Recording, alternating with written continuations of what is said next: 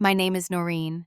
I'm 28 years old, and right now I'm sitting alone in a $45 million penthouse watching fireworks explode over Manhattan. Just 48 hours ago, my family banned me from our annual New Year's Eve celebration. They said I wasn't successful enough to be seen with their important guests. Little did they know that my grandmother, Eleanor, had left me something that would change everything. Before I share how I went from being the family disappointment to inheriting $2.3 billion overnight, let me ask you, where are you watching from today? Please hit that like button and subscribe if you want to hear how my family's true colors showed when money entered the picture. Growing up in Greenwich, Connecticut, most people would have said I had the perfect family. My father, Robert 55, runs one of the most successful real estate development firms on the East Coast. He built his empire from nothing. Or so he likes to remind us every holiday dinner. He measures everything in dollars and deals from the cars in our driveway to the colleges on our diplomas. Success to him means one thing: money in the bank and status in society. My mother, Patricia, 53, comes from old Connecticut money. She spends her days at charity luncheons and country club gatherings, always perfectly dressed in designer clothes, always knowing exactly what to say to impress the right people. She married my father when his company was just taking off, and together they built what everyone sees as the American dream. A mansion with 12 bedrooms, vacation homes in Aspen and Martha's Vineyard, and 3 children who were supposed to be their greatest achievements. My older sister Madison, 31, followed the path they laid out perfectly. She graduated from Yale with honors, married Harrison, an investment banker from another prominent family, and just bought a $2 million house in Westport. At family dinners, she sits at my father's right hand, discussing market trends and investment portfolios, while our mother beams with pride. Madison has the kind of life that looks perfect on Instagram charity galas, designer everything, and a husband who gifts her $100,000 jewelry just because it's Tuesday. Then there's Tyler, my younger brother at 26. He went to Wharton for business school just like Dad wanted, and came straight into the family company as vice president of acquisitions. Last month, he closed a $50 million deal that had my father calling everyone he knew to brag. Tyler drives a Lamborghini that he parks prominently in the company lot, dates a different model every month, and has his whole life mapped out to take over the company when Dad retires. And then there's me, the middle child who somehow missed the memo about what success was supposed to look like. While Madison was getting her MBA, and Tyler was learning to read profit margins, I was hiding in my room painting. Art was my escape from the suffocating expectations, the one place where I could breathe without someone telling me I was doing it wrong. I studied fine arts at a small liberal arts college in Vermont, much to my parents' horror. They told everyone I was taking a gap year to find myself, hoping I'd eventually come to my senses and join the family business. But I never did. Instead, I took a job at a small gallery in Brooklyn, helping emerging artists showcase their work. My apartment is a studio so small that my bed doubles as my couch, and my kitchen is basically a hot plate and a mini fridge. I make $35,000 a year, which my father spends on a single watch. Every family gathering becomes an exercise in humiliation, as my parents not so subtly compare my life to my siblings' achievements. The one person who never made me feel like a failure was my grandmother, Eleanor. She was my father's mother, but you'd never know it from how different they were. While he obsessed over profit margins, she collected art from unknown artists. While he networked at country clubs, she volunteered at homeless shelters. She lived modestly in a small house in Stamford, driving the same Honda Civic for 15 years, despite my father's constant offers to buy her a Mercedes. Grandma Eleanor would visit my studio apartment and sit on my uncomfortable futon, drinking cheap wine and telling me stories about her youth. She'd been a nurse during the Korean War, had traveled the world with just a backpack in her 60s, and had loved a man who wasn't my grandfather, but who died in Vietnam before they could marry. She understood what it meant to live a life that didn't fit the mold others made for you. When she died 3 years ago, something in me broke. She was my anchor in a family that felt like strangers. At her funeral, my father gave a speech about her dedication to family and traditional values that sounded nothing like the woman I knew. Madison talked about her grandmother's grace and poise. Tyler mentioned her wisdom in raising a successful son. I stood up and talked about her kindness, her wild spirit, and how she taught me that success wasn't measured in dollars, but in the lives you touch. The silence after my speech was deafening. Every New Year's Eve since I was born, my family has thrown the most elaborate party in Greenwich. 300 guest champagne that costs more than my monthly rent, and enough food to feed a small country. It's not really about celebrating the new year, it's about showing off. My father invites his business partners, my mother invites her society friends, and together they put on a show of perfect family prosperity. For 28 years, I've stood in designer dresses my mother bought for me, smiling politely while people asked what I did, and then quickly moved on when they heard I worked at a gallery. I've watched Madison show off her latest jewelry, and Tyler boast about his bonuses while I became invisible in the corner nursing a single glass of champagne all night, because I knew I couldn't afford to reciprocate if someone invited me to their event. This year was supposed to be different. I'd actually been looking forward to it, because I just helped organize a successful exhibition that got written up in the Times. It wasn't Fortune 500 success, but it was mine. I thought maybe this year I'd have something to contribute to the conversation. I should have known better. December 29th started like any other winter day in New York. I was cataloging pieces for our upcoming exhibition when my phone rang. The number was unfamiliar, but something made me answer it anyway. The voice on the other end was professional crisp and belonged to someone who clearly didn't make casual calls. Jonathan Winters from Winters and Associates. He said one of those law firms where even the receptionists probably make more than I do in a year. He needed to speak with me urgently about my grandmother, Eleanor Morrison's estate. I almost laughed. Grandma's estate had been settled 3 years ago. She'd left her house to my father to sell some bonds to be split between the grandchildren, and her art collection to me, which my family had treated as more of a burden than a gift. But Mr. Winters insisted we meet in person immediately. His office was in a building on Fifth Avenue that screamed old money and discretion. The elevator was wood-paneled, the hallway carpet so thick my footsteps disappeared into it.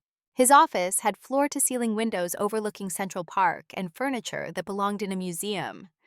I sat in a leather chair worth more than my annual salary, wearing my best dress that suddenly felt like I'd bought it at a garage sale. Mr. Winters was probably 70, with silver hair, and the kind of presence that made you sit up straighter. He pulled out a folder thick enough to be a novel and placed it carefully on the mahogany desk between us. "Your grandmother," he began, "was a remarkable woman."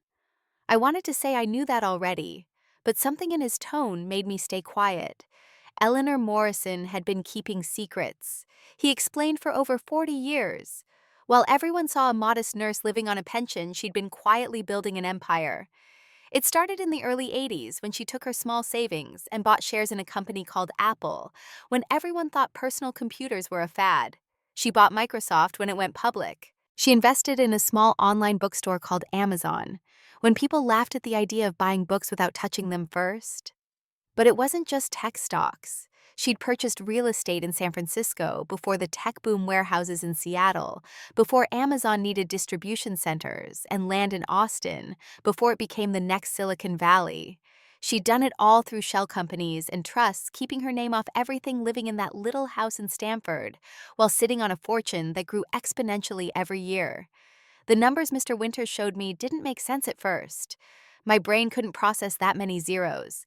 $2.3 billion. Billion with a B.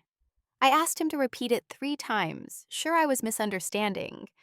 But no, my grandmother had left me everything. Not my father, her only child. Not split between the grandchildren. Everything to me with very specific instructions. She'd written a letter explaining her decision.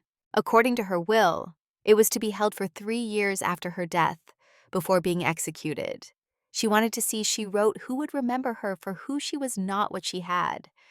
She wanted to know who would honor her memory without expecting anything in return. She'd been testing us all, and we didn't even know it.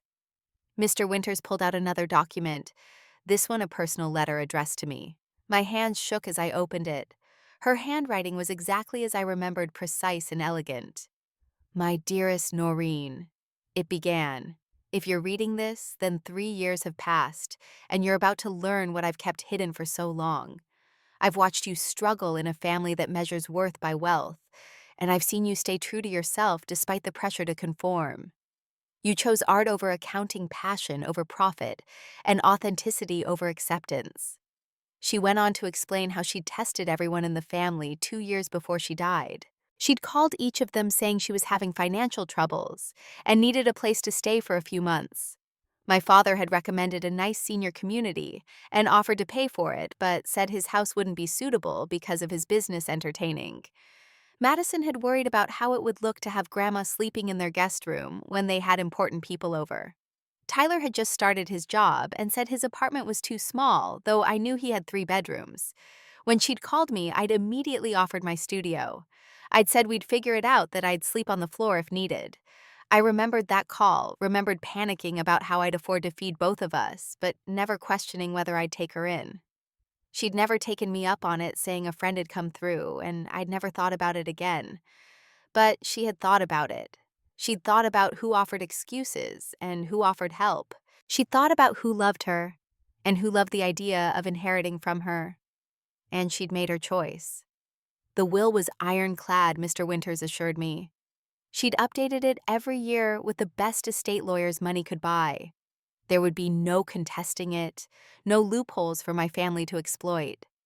She'd also left instructions that nothing was to be made public until after the new year, giving me time to process and plan without interference. But there was more. She'd left me not just money, but active businesses, a venture capital firm that funded female entrepreneurs, a foundation that supported artists from underprivileged backgrounds, real estate holdings that included affordable housing projects. She hadn't just accumulated wealth, she'd been using it to quietly change lives. And now she wanted me to continue that work. Mr. Winters explained that a team of advisors was ready to help me transition. Accountants, lawyers, investment managers, all people my grandmother had handpicked and trusted. The paperwork would be finalized by December 31st. At midnight on New Year's Eve, I would officially become one of the wealthiest women in America. I sat in that office for 3 hours, going through documents, signing papers, trying to wrap my head around how the grandmother who clipped coupons and shopped at thrift stores had been secretly worth billions. She'd lived her entire life as a middle-class woman, while controlling enough wealth to buy small countries. And she'd chosen me, the family disappointment, to carry on her legacy. As I left Mr. Winter's office, he handed me a key to a penthouse apartment on Billionaire's Row. Your grandmother purchased it 5 years ago, he said, but never lived there. She wanted you to have a proper home when the time came. She said you'd spent enough time in that studio that she worried had rats. I laughed through my tears, because even from beyond the grave, Grandma was still looking out for me. The penthouse was on the 68th floor, with views that stretched from Central Park to the Hudson River. It was decorated simply but elegantly with original art on the walls that I recognized as pieces from artists she'd mentioned loving. The master bedroom had a painting I'd done for her in college, framed and lit like it belonged in the Met. She'd thought of everything. I stood at those windows as the sun set over Manhattan, holding the letter she'd written me, and realized that in less than 48 hours, everything would change. But first, I had to get through one more family dinner, one more New Year's Eve party where I'd be the disappointment. Because Mr. Winters had been very clear no one could know until the will was officially executed. My grandmother's final test was whether I could hold this secret, whether I could face my family's contempt one last time knowing what was coming. I thought about calling them, about skipping the usual pre-party family dinner on the 30th. But something in me wanted to see them one more time as they really were without the knowledge of my inheritance changing their behavior. I wanted to know definitively who they were when they thought I had nothing to offer. So I went home to my studio, set my alarm, and prepared to face my family one last time as the failure they believed me to be. The morning of December 30th arrived gray and cold, matching my mood, as I drove my beaten-up Toyota Corolla up the long driveway to my parents' mansion. The house looked like something out of a magazine, white columns, perfect landscaping, even in winter, and enough rooms that we could go days without seeing each other when I was growing up. Madison's Range Rover was already there, of course parked at the perfect angle to show off the custom paint job. Tyler's Lamborghini sat next to it, bright yellow and impossible to miss, just like everything else about my brother's life. I parked my car behind the garage where the catering trucks would hide it from view. Even walking up to my childhood home, I could feel myself shrinking, becoming that little girl who never quite measured up. The front door opened before I could knock. My mother stood there in a cashmere sweater that probably cost more than I made in a month, her smile perfectly practiced, but never quite reaching her eyes when she looked at me. "Noreen, darling," she said, though the endearment sounded hollow. "We were just sitting down to brunch. I hope you didn't eat already." Of course she hoped that. She could add not being able to afford proper breakfast to her mental list of my failures. The dining room was set like we were expecting royalty, which in my mother's mind we probably were. Madison sat at the table, her new diamond bracelet catching the light with every gesture. She was telling our father about their recent trip to Dubai, first class of course, and the connections Harrison had made with some sheikh's investment firm. Tyler was scrolling through his phone, occasionally chiming in with comments about market volatility and emerging opportunities in crypto. I took my usual seat, the one furthest from my father, closest to the door. The table was laden with enough food for 20 people, though there were only 5 of us. This was my mother's way excess disguised as abundance waste masquerading as wealth. "So, Noreen," my father began, not looking up from his Wall Street Journal, "any interesting developments in your little art world?" The way he said little made it clear what he thought of my career. I started to tell him about the Times review, but Madison cut me off. "Oh my God," she said, her voice pitched to draw attention. "Did I mention Harrison just surprised me with this bracelet? It's from that new boutique on Madison Avenue, the one where you need an appointment just to look. $40,000, but he said I deserved it for putting up with his long hours." She twisted her wrist so the diamonds caught the light, sending rainbows across the pristine white tablecloth. "That's nothing," Tyler jumped in, not to be outdone. "The bonus I just got for the Morrison deal could buy 10 of those bracelets. Dad's giving me the lead on the Singapore project too. Could be worth 200 million if we play it right." My father finally looked up, his eyes skipping over me to land on Tyler with obvious pride. "That's my boy. Building real wealth, not playing around with finger paintings." The dismissal was so casual, so complete, that I don't think he even realized how cruel it was. Or maybe he did and just didn't care. My mother steered the conversation to the party preparations. The caterers would arrive at 3, the florists at 4, and guests would begin arriving at 8. She ran through the guest list like a who's who of East Coast elite.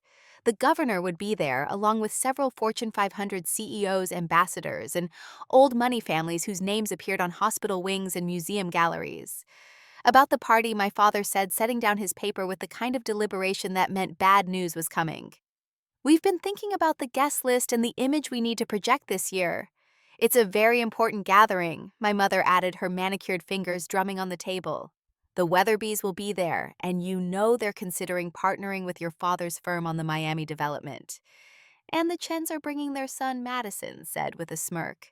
"You remember him, don't you, Noreen? He just sold his tech company for 800 million. Mom thought maybe you two would hit it off, but then we remembered you're still working at that little gallery."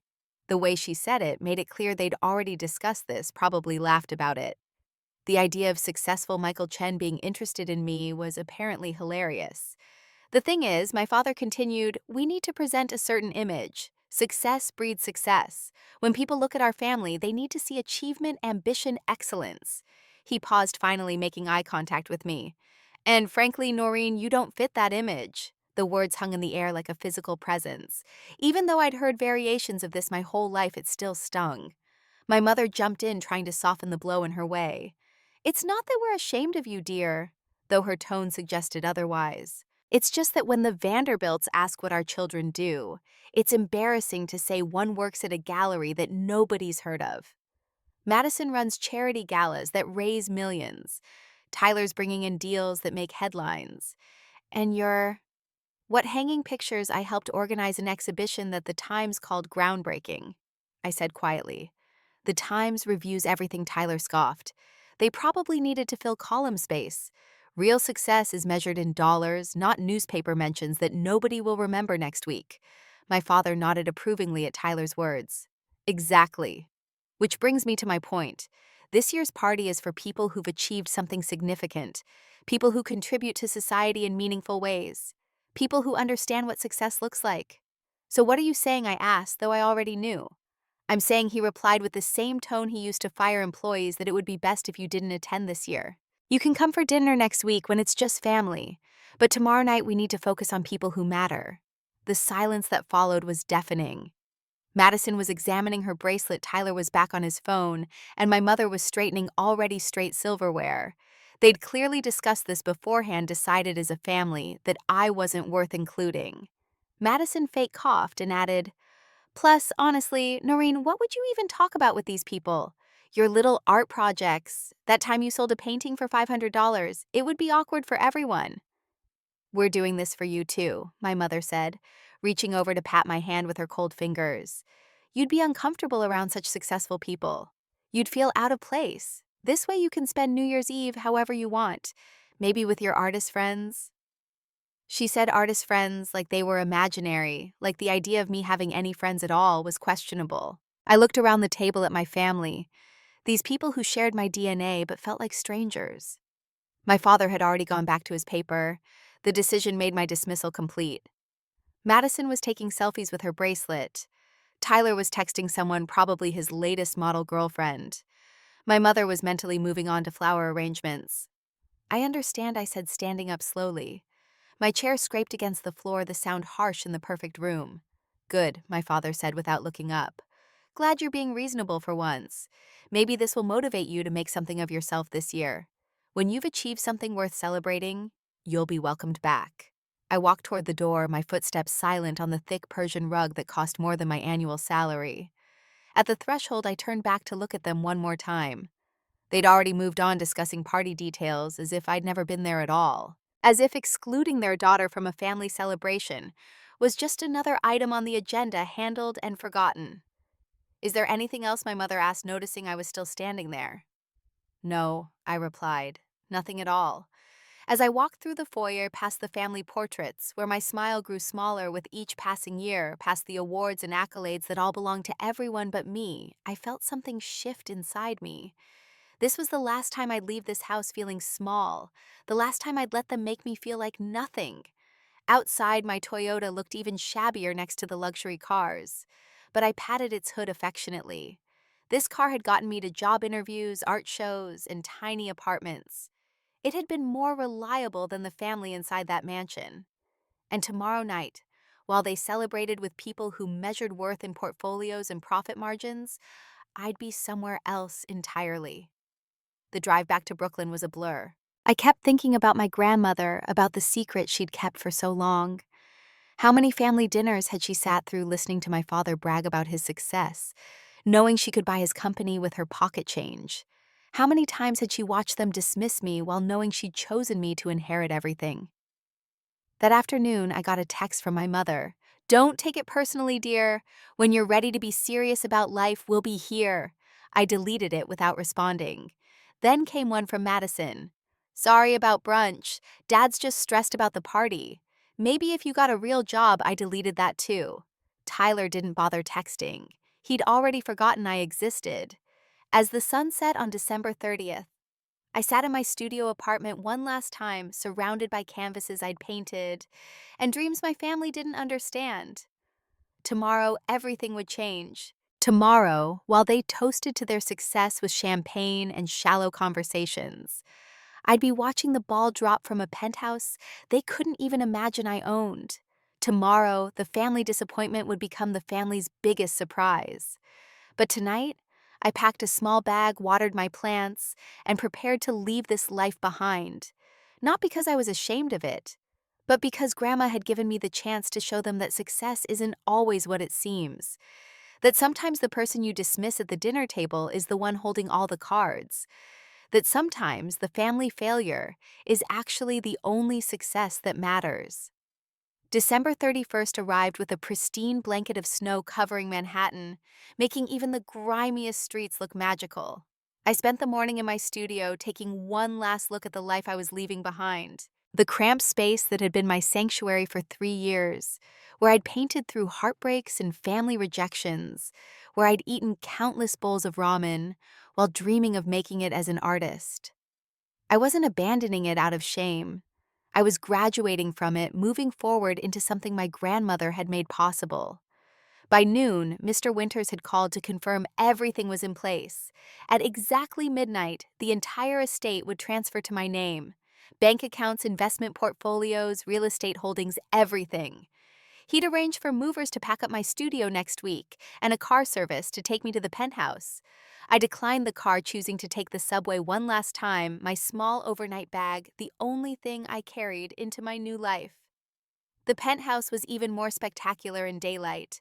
Floor-to-ceiling windows revealed Manhattan in all its glory. Central Park stretched out like a white canvas, painted with bare trees and walking paths. The kitchen alone was bigger than my entire studio. With appliances I'd only seen in cooking shows, I couldn't afford to eat at the restaurants they featured. But what struck me most were the personal touches my grandmother had left. A photo of us at my college graduation on the mantle. My childhood drawings framed in the hallway. The Afghan she'd knitted for me when I got my first apartment displayed on the leather sofa. As evening approached, I found myself standing at the windows, watching the city prepare for its biggest celebration of the year. 68 floors below, people rushed through the streets heading to parties and gatherings full of hope for the year ahead. I wondered how many of them had families who truly saw them, valued them for who they were, rather than what they earned. Around 8 o'clock, my phone started buzzing with social media notifications. Madison had posted photos of the party preparations, the massive floral arrangements, the ice sculptures, the champagne fountain that probably cost more than most people's monthly rent.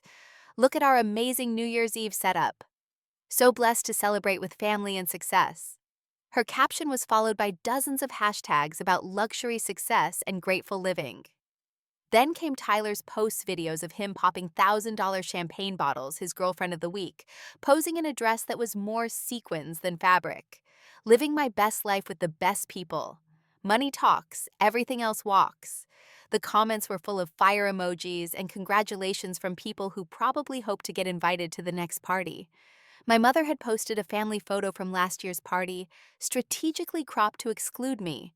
Another magical Morrison family New Year's, surrounded by achievement and ambition, looking forward to bigger and better things. The hypocrisy of it made my stomach turn. They were literally celebrating family while excluding their own daughter. By 10 o'clock, I could imagine the party in full swing. My father would be holding court in his study with the other businessmen smoking cigars that cost more than minimum wage workers made in a day. My mother would be gliding through the rooms, making sure everyone saw her new dress, her new jewelry, her perfect children minus one. Madison would be networking, already planning which connections could benefit her charity galas, which really benefited her social standing more than any cause. Tyler would be trying to impress potential investors with his supposed business acumen, which mostly consisted of repeating whatever our father said with more arrogance. At 10:30, I decided to post something myself. I rarely used Instagram, had maybe 200 followers, mostly artists and gallery visitors. But tonight felt different. I took a single photo from the penthouse window, the city lights sparkling like earthbound stars, and posted it with a simple caption: New Year, New Beginning. No hashtags, no explanations, just those 4 words. Within minutes, my cousin Jessica, Aunt Sally's daughter, who lived in Boston, commented, "OMG, is this Billionaire's row? Where are you?" I didn't respond.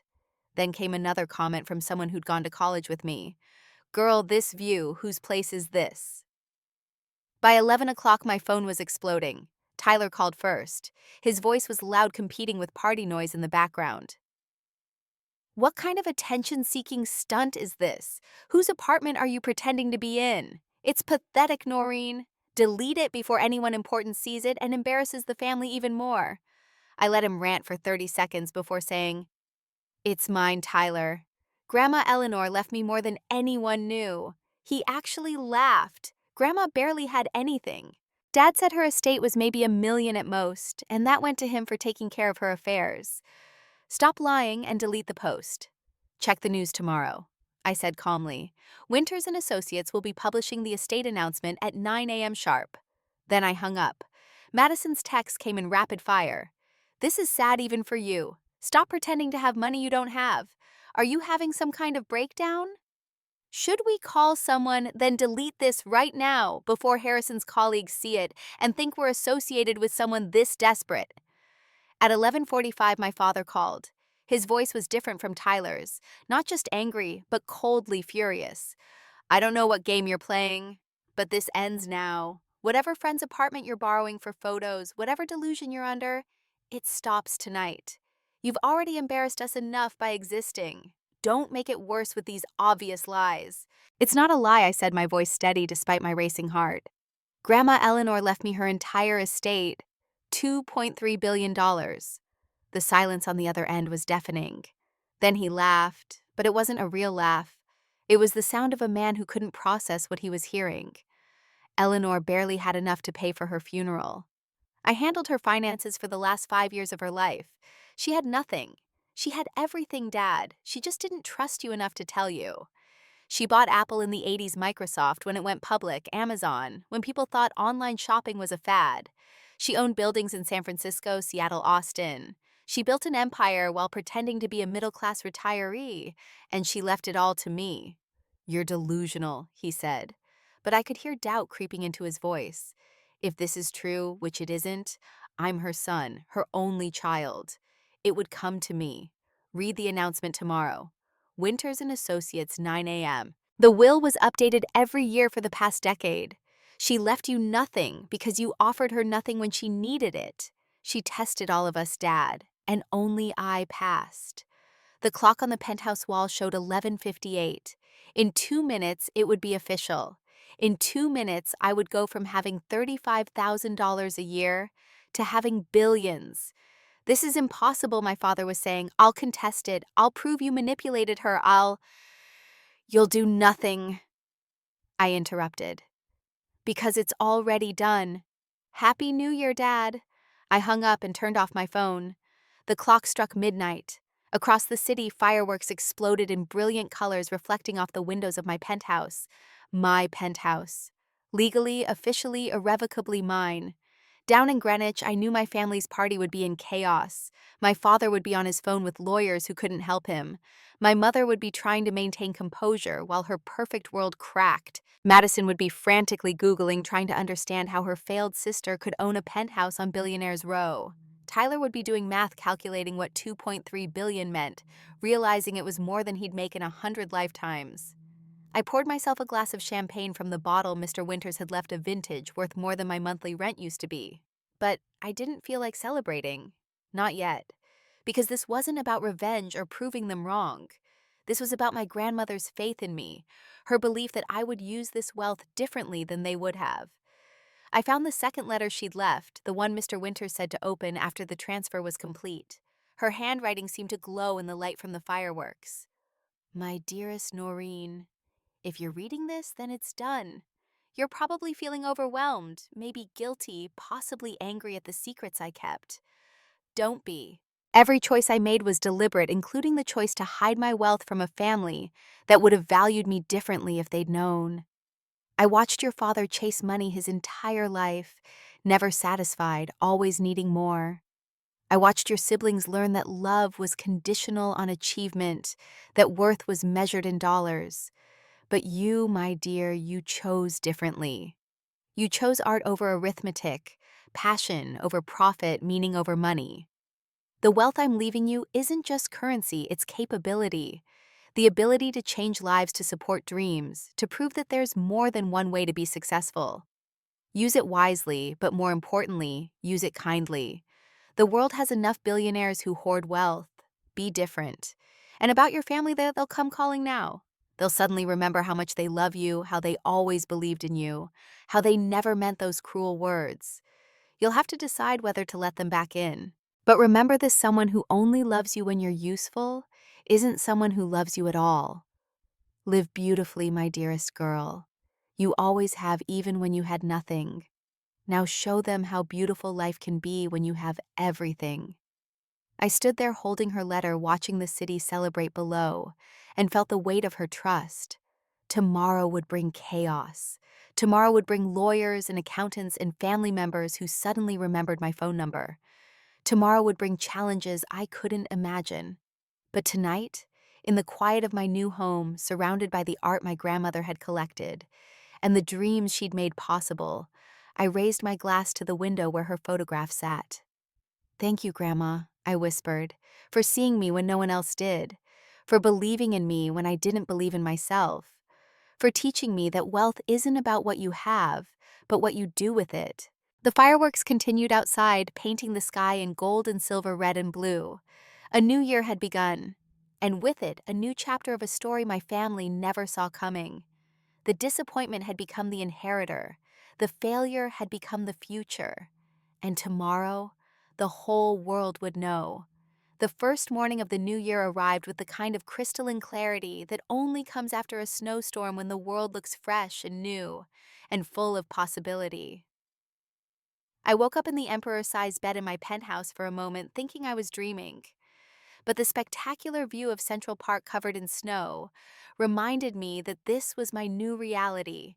At 7 in the morning, my phone, which I'd turned back on, showed 143 missed calls, 60 from my father, 38 from Madison, 25 from Tyler, and the rest from extended family members who hadn't contacted me in years.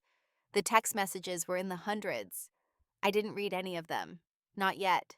Instead, I made coffee in the elaborate kitchen, using a machine that probably cost more than my old car, and settled into the living room to wait. Mr. Winters had said the announcement would go live on financial news sites at 9 sharp. Eleanor Morrison, estate reveals surprise billionaire heir. He'd warned me that once it went public, my life would change in ways I couldn't imagine. Reporters would call, financial advisors would emerge from nowhere, and my family, well, my family would lose their minds. At 8:45, I opened my laptop and navigated to the financial news sites. At exactly 9 o'clock, the headlines started appearing. Mystery heiress inherits $2.3 billion from late Eleanor Morrison. Unknown gallery worker becomes overnight billionaire. The Morrison fortune. How a nurse built a secret empire. My phone rang immediately. My father's name appeared on the screen. I let it ring 4 times before answering. "Is this real?" His voice was different than I'd ever heard it. Not angry, not dismissive, but genuinely shocked. "The news, is it real?" Every word I replied calmly. Grandma left me everything. Her entire estate built over 40 years of secret investing. $2.3 billion in assets, all transferred to me at midnight. The silence on the other end stretched so long I wondered if he'd hung up. Then how is this possible? She was my mother. I managed her affairs. I thought I knew everything about her finances. "You knew what she wanted you to know, Dad." She kept her real wealth in trusts and shell companies. She lived modestly while accumulating one of the largest private fortunes in the country. And she watched how each of us treated her when we thought she had nothing. "This has to be a mistake," he said, but the fight had gone out of his voice. "I'm her son, her only child. Why would she—" "Because blood doesn't automatically mean love, Dad. Because she saw how you treated me, your own daughter, when you thought I had nothing to offer. Because she tested all of us, and I was the only one who offered to help when she said she needed it." Within 30 minutes, they were all at my building. I watched through the security app as my family stood in the lobby arguing with the doorman, who wouldn't let them up without my permission. My father in his expensive coat looking somehow smaller than usual. My mother clutching her designer bag like a shield. Madison pacing in her heels, her phone pressed to her ear. Tyler standing apart staring at his phone, probably reading the financial reports and calculating exactly how much I was worth. I had the doorman send them to the conference room on the 3rd floor. Let them wait a little, feel what it was like to be at someone else's mercy. After 20 minutes, I took the elevator down, dressed simply in jeans and the sweater Grandma had given me for my last birthday. They all started talking at once when I walked in. My mother rushed forward for a hug, something she hadn't given me in years. "Darling, this is all so overwhelming. We're just concerned about you. This much money, you'll need family support to manage it properly." Madison grabbed my hands, her smile so fake it could have been painted on. "Sis, this is incredible. I mean, we always knew you were special. Grandma saw something in you that well that we all saw too. We should celebrate. I could help you plan something amazing." Tyler, for once, seemed to have no words. He just stared at me like I was a stranger, which I suppose I was. The sister he'd dismissed and mocked had become someone he couldn't ignore.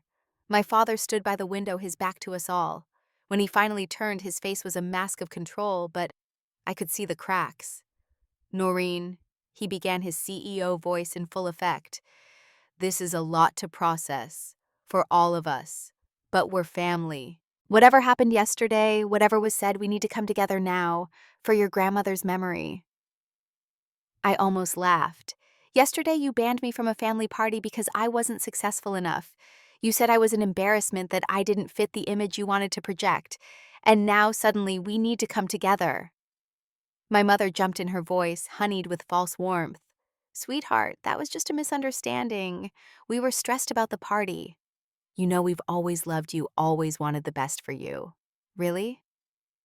I pulled out my phone and read from the text she'd sent yesterday. When you're ready to be serious about life, we'll be here. That was your idea of love. Or how about when Dad said, I only matter when I achieve something worth celebrating? Madison tried her approach. Come on, Noreen, we're sisters, we've had our differences. But that's what siblings do. Remember when we were kids? We were so close. We were close until you learned that success meant more than sisterhood. Until you started introducing me as your artistic sister in that tone that made it clear it was a consolation prize. Until you laughed with your friends about how I lived in a studio apartment while you toured million-dollar homes. Tyler finally spoke. This isn't fair. We didn't know about the money. If we had known… And there it is, I interrupted. If you had known. That's exactly why Grandma didn't tell any of you. She wanted to see who we really were when money wasn't part of the equation. And you all showed her exactly who you are. I pulled out the second letter from Grandma, the one she'd instructed Mr. Winters to give me this morning. This one was different, meant to be shared. I read it out loud. To my family, if Noreen has chosen to share this with you, then you know about the inheritance. You're probably angry, confused, perhaps planning how to contest this will. Don't waste your time or money. This decision was made with full mental capacity and the best legal counsel money can buy. Robert, my son, you've spent your life believing that success is measured in dollars and deals. You built your company through ruthlessness and ambition, but you've never learned that the most valuable things can't be bought. You had a daughter who chose art over commerce, beauty over business, and instead of being proud of her courage, you made her feel worthless. That's why you get nothing from me. You already have more than you need and less than you deserve. Patricia, you married my son for his potential and taught your children that image matters more than authenticity. You could have been the mother who showed them that love is unconditional, but instead you made it a transaction payable in achievements and accolades. Madison and Tyler, you learned your lessons well. You've become exactly what your parents wanted, successful by every metric that doesn't matter. You have wealth, status, connections, and empty hearts that no amount of money can fill. But Noreen, she remained herself despite the pressure to conform. She chose meaning over money, relationships over transactions, art over arithmetic. When I called each of you claiming to need help only, she offered without hesitation, not because she had extra to give, but because that's who she is. The money I leave her isn't a reward for being poor or artistic. It's a responsibility I'm entrusting to someone who understands that wealth is a tool, not a goal. Someone who will use it to lift others, rather than elevate herself above them. To my son and his family, I leave you this truth. You already have everything you thought you wanted. Noreen now has everything you never knew you needed. Perhaps there's a lesson in that. The silence that followed was absolute. My father had sunk into a chair, suddenly looking all of his 55 years. My mother was crying, whether from shame or anger I couldn't tell. Madison's perfect composure had cracked, her face flushed with humiliation. Tyler stood frozen, his phone hanging limply in his hand. She planned this, my father finally said. My own mother planned this elaborate judgment of her family. She planned to see who we really were, I corrected, and we all showed her. You showed her that family was conditional on success. I showed her that love didn't require conditions. She made her choice based on who we chose to be. This isn't over, Madison said, her voice sharp with desperation. We'll contest this. There are lawyers who specialize in overturning wills. You manipulated her, or she wasn't sound of mind, or... Go ahead, I said, standing to leave. Spend your money on lawyers who will tell you there's no case. Grandma updated this will every year for a decade, always, with different witnesses, always with video recordings, always with psychiatric evaluations. She knew you'd try to contest it. She prepared for every possibility. I walked to the door, then turned back one last time. You banned me from your celebration when you thought I had nothing. Now I'm banning myself permanently when I have everything. The difference is my choice comes from strength, not cruelty. I forgive you for how you treated me, but I won't forget, and I won't give you the chance to do it again. Wait, my mother called out.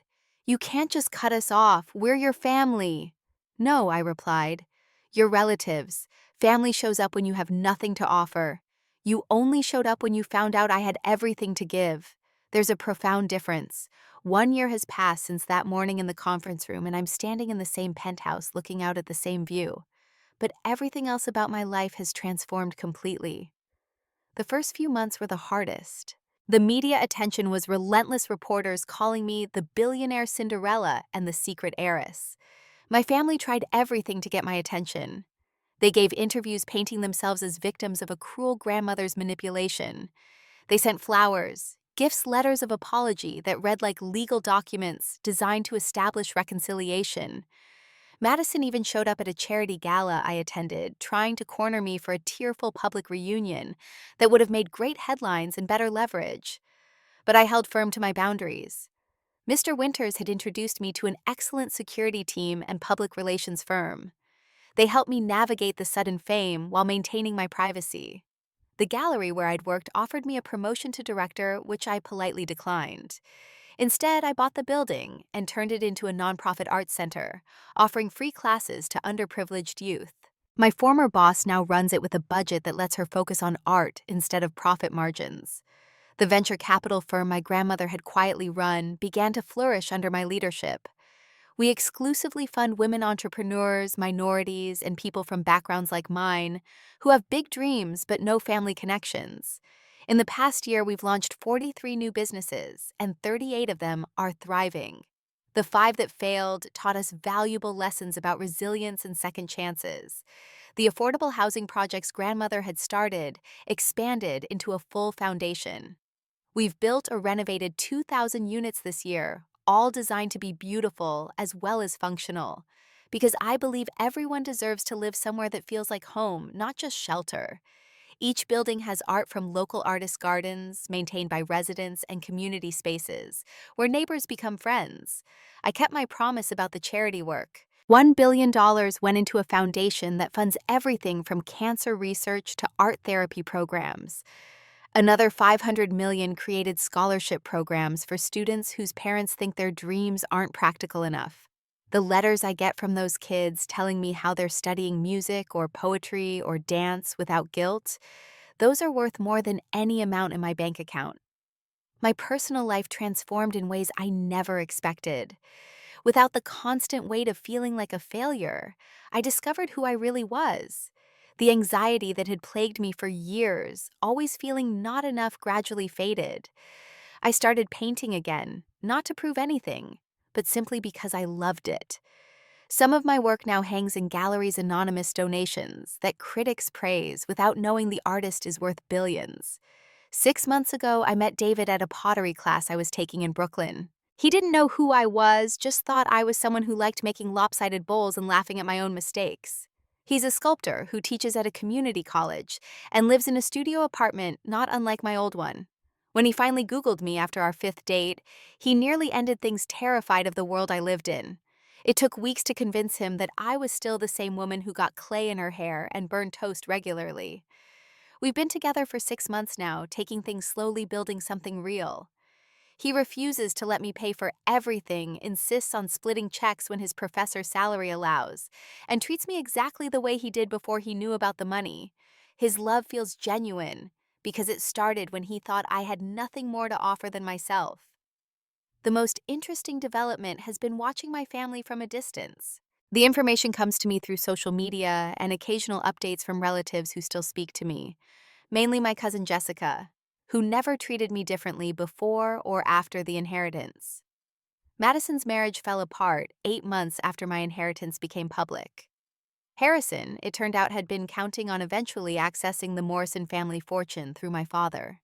When it became clear that fortune now belonged to the cast-off sister and wasn't accessible, his interest in Madison evaporated. She kept the house in the divorce, but had to sell it 6 months later. The last I heard, she was living in a regular apartment, working a real job for the first time, and learning what it meant to support herself. Tyler's story was different, but equally instructive. Without my father's full attention and resources, he had to actually perform at the company instead of just showing up. His big Singapore deal fell through when it became clear he didn't actually understand the complexities involved. He'd been riding on my father's reputation and connections, but those only go so far when you can't deliver.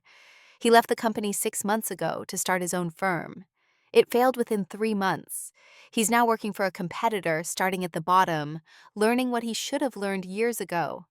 My father's company has struggled, not failing, but no longer growing at the rate it once did. The Morrison name doesn't carry the weight it used to, not since the media painted him as the man who disowned his daughter for being an artist. Several key investors pulled out, citing concerns about his judgment. He's had to sell the vacation homes and downsize the Greenwich mansion. Still wealthy by any standard, but no longer the kingpin he once was. My mother has perhaps changed the most, though I only know this secondhand. She filed for divorce from my father 6 months ago, something I never saw coming. According to Jessica, she's been going to therapy, confronting the ways she let wealth and status define her worth and her children's. She sent me one letter, not asking for money or forgiveness, just saying she was sorry, and that she understood if I never wanted to speak to her again. I haven't responded, but I kept the letter, maybe someday, but not yet. As for me, I've learned that money doesn't solve everything, but it does reveal everything. It shows you who people really are, including yourself. I could have become vengeful, using my wealth to destroy my family's businesses and reputations. I could have become like them, measuring everyone by their net worth and achievements. Instead, I've tried to become the person my grandmother saw in me, someone who happens to have wealth but isn't defined by it. I still live in the penthouse because I love the view and the memories of my grandmother that fill it. But I also bought a small cottage in Vermont near the art school I attended. I spend weekends there with David, painting and gardening, and remembering what it feels like to have dirt under my fingernails and paint in my hair. The locals know I'm wealthy, but treat me like anyone else, which is all I ever wanted. I've hired a CEO to run most of the business ventures, someone brilliant who shares my values about using wealth for good. This gives me time to focus on the foundation work and my art. I'm planning an exhibition next year, showing under a pseudonym. I want to know if my work has merit without my name or bank account attached to it. The extended family still reaches out occasionally. Aunts and uncles who suddenly remember my birthday. Cousins who think we were closer than we were. I'm polite but distant. Wealth has taught me that boundaries aren't cruel, they're necessary. You can't buy your way into genuine relationships, but you can definitely attract false ones with money. Sometimes I think about what would have happened if my grandmother had just split the money equally among everyone. My father would have used it to build a bigger empire. Madison would have bought more jewelry and houses. Tyler would have crashed more expensive cars and dated more models. My mother would have thrown more elaborate parties for people she wanted to impress. And the money would have been absorbed into their existing lives without changing anything fundamental. Instead, grandmother gave it to the one person who didn't expect. It didn't feel entitled to it and wasn't sure what to do with it. In doing so, she didn't just transfer wealth, she transferred possibility. The possibility to prove that success isn't just about accumulation, but about impact. That family isn't about blood, but about showing up. That love isn't conditional on achievement, but on acceptance. I think about her every day. Not the billionaire I never knew existed, but the grandmother who sat on my uncomfortable futon, drinking cheap wine and telling me I was enough exactly as I was. The woman who saw me when no one else did, who believed in me when I didn't believe in myself, who gave me not just money, but the chance to prove that the family disappointment was actually the family's loss. The last time I saw my family was purely by chance at a restaurant in Manhattan last month. They were having dinner at a regular table, not the private dining room they once would have demanded. They looked older, tired, perhaps humbled. My father's hair had gone completely gray. My mother was dressed nicely, but not extravagantly. Madison wore no visible jewelry. Tyler was actually listening to someone else speak instead of dominating the conversation. They didn't see me. I could have walked over, could have tested if their apparent changes were real or just the result of reduced circumstances. But I didn't. Because forgiveness doesn't require reconciliation. Because some bridges once burned serve a better purpose as reminders than as pathways back. I left the restaurant quietly and went home to David, who was attempting to cook dinner and failing spectacularly. We ordered takeout and sat on the floor of the penthouse eating Chinese food from containers while he told me about his day teaching, and I shared my plans for a new art program in schools. We didn't talk about money or success or family drama. We talked about life, real life, the kind my family never understood was worth more than any fortune. Before bed, I stood at the window looking out at the city lights, the same view I'd had that first New Year's Eve as a billionaire. Tomorrow there would be board meetings and charity decisions, and all the responsibilities that come with enormous wealth. But tonight there was just me and the memory of a grandmother who knew that the greatest fortune isn't what you have, but who you choose to be with, what you're given. "Thank you, Grandma," I whispered to the night sky, "for seeing me when no one else did, for believing in me when I couldn't believe in myself, for teaching me that money reveals character but doesn't create it, for showing me that the real inheritance wasn't the billions, but the chance to prove that being a disappointment to the wrong people might just mean you're exactly who you're supposed to be." David called from the bedroom asking if I was coming to bed. I took one last look at the city, at all the lights representing lives and dreams and struggles I'd never know, and went to join the man who loved me when he thought I had nothing. Because that's the thing about real wealth, it's not measured in dollars or achievements, or the approval of people who only value you when you have something to offer. Real wealth is being seen, being loved, being enough exactly as you are. My grandmother knew that. She lived it. And in the end, she made sure I would never forget it. The Morrison family fortune had found its way to the only Morrison who understood that it was never really about the money at all. As I finish sharing this story with you, I want to leave you with something my grandmother Eleanor wrote in her final letter to me, words I've carried with me every single day since inheriting her fortune. She said that money is like water. It can nourish growth or cause floods.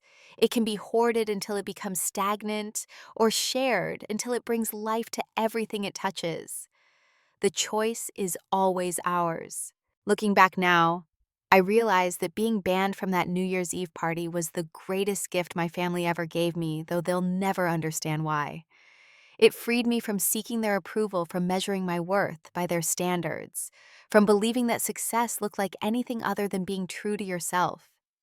Every month I receive letters from the kids in our art programs telling me about the paintings they've created, or the songs they've written, or the dreams they're chasing that their own families don't understand. I see myself in every one of them, and I see my grandmother's wisdom in being able to help them. We've created a network of thousands of dreamers who support each other, who understand that success isn't about beating others, but about lifting them up with you. The companies we fund through the venture capital firm aren't just profitable, they're transformative. One creates affordable prosthetics for children using 3D printing technology. Another provides clean water solutions to rural communities. A third offers free coding education to elderly people who want to remain relevant in a digital world. These entrepreneurs don't just build businesses, they build hope. The affordable housing we've developed has become a model for other cities. Beautiful, sustainable, community-centered spaces that prove you don't have to be wealthy to deserve dignity and beauty in your home. We name each building after an artist who was rejected in their lifetime, but celebrated after death, a reminder that value isn't always recognized immediately. My family's story has become different from what they planned. Madison, after hitting rock bottom, actually found herself. She works now as a regular employee at a nonprofit, earning a modest salary, but doing work that matters. She sent me a message on my birthday, not asking for anything, just saying she finally understood why I chose art over accounting. I haven't responded yet, but maybe someday. Tyler learned humility the hard way. After failing at multiple ventures, he's now teaching business classes at a community college. His students don't know he once drove a Lamborghini or closed $50 million deals. They just know him as a teacher who understands what failure feels like and how to rise from it. Perhaps that's the most valuable lesson he could offer. My father sold the company last month. Not because he had to, but because he realized he'd spent 40 years building something that impressed everyone, but fulfilled no one. He volunteers now at a financial literacy program for immigrants. He doesn't talk about his former success or his billionaire daughter. He just quietly helps people understand money in a way he never understood its limitations. My mother's journey has been the most surprising. After the divorce, she sold everything designer and moved to a small apartment in the city. She's training to become a therapist, specifically focused on helping women who've lost themselves in their marriages. She says she's learning to be the person she should have been all along. I believe her, though I'm not ready to find out in person yet. David and I got engaged last month not with a massive diamond, but with a ring he sculpted himself from recycled silver. It's imperfect and beautiful, like everything real tends to be. We're planning a small wedding at the Vermont cottage, just close friends, and the few family members who knew us before everything changed. Grandma Eleanor won't be there in person, but her presence will be everywhere in the choices we make and the values we share. I've been thinking a lot about legacy lately. My father wanted his legacy to be an empire. Madison wanted hers to be social prominence. Tyler wanted his to be legendary success. They focused so hard on building those legacies that they forgot to build relationships with the people who should have mattered most. My grandmother's legacy isn't just the money she left me. It's the lesson that true wealth lies in seeing people for who they are, not what they can give you. It's understanding that the person serving you coffee might be richer in spirit than the CEO in the corner office. It's knowing that sometimes the family disappointment is the only one paying attention to what really matters. So here's what I want to leave you with as you think about your own story and your own choices. Success isn't about reaching a point where everyone who dismissed you suddenly wants your attention. It's about reaching a point where their dismissal no longer defines you. Family isn't about blood or obligation or showing up for the cameras. It's about who shows up when the cameras are gone and there's nothing to gain. And wealth, real wealth, isn't about what's in your bank account. It's about what's in your character, when that bank account changes for better or worse. My grandmother knew that. She tested it. And in the end, she bet $2.3 billion on the idea that the granddaughter who painted instead of profited, who created instead of calculated, would understand that fortune is just a tool. What matters is the hand that wields it and the heart that guides that hand. To those of you who've ever been told you're not enough, that your dreams aren't practical, that you're the family disappointment, remember this. Sometimes the people who say you'll never amount to anything are simply describing their own limitations, not yours. Sometimes the very thing they mock you for is the thing that will set you free. And sometimes, just sometimes, the universe has plans for you that are bigger than anything your critics could imagine. Thank you for listening to my story. What would you do if you suddenly inherited everything from someone who saw your true worth when no one else did? How would it change your relationships to learn who really cares about you versus who cares about what you can do for them? Drop a comment below and share your thoughts. If this story resonated with you, please hit that like button and subscribe for more stories about life's unexpected turns. Share this with someone who needs to hear that being different isn't a failure, it's a beginning. And remember, the only approval that truly matters is the approval you give yourself when you look in the mirror each morning.